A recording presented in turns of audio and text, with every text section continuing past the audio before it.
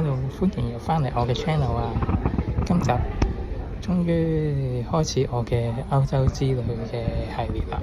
咁咧，今集咧可以話係一個特別篇嚟嘅，因為咧今集係講到我去呢個巴黎聖日耳門嘅主場係法甲班霸嘅球會 PSG。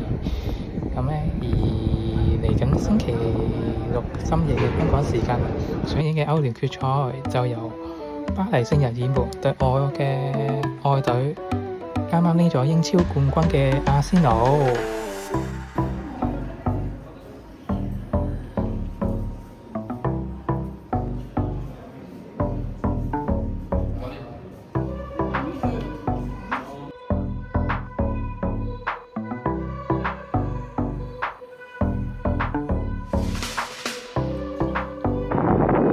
就係巴黎聖日耳門 PSG 嘅主場。上季贏咗歐聯冠軍，4強擊敗咗對阿仙奴。今季一定要贏翻佢哋啦！如果遇到歐聯再遇佢。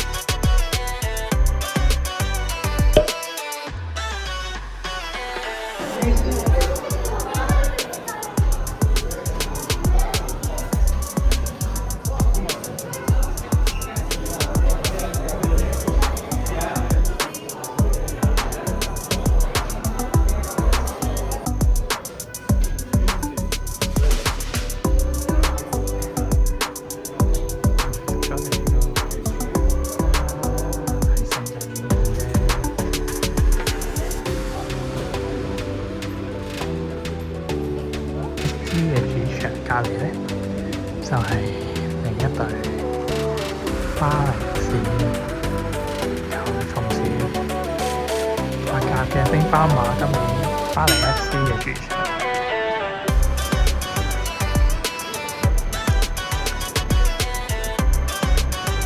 係隔條街啫，兩個球場只不過係，所以如果佢哋打兩隊對戰，應該係好熱鬧呢度會係。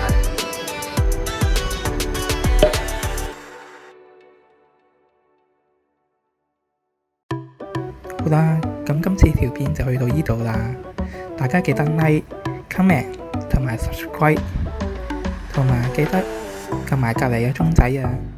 我哋下條片再見啦，拜拜。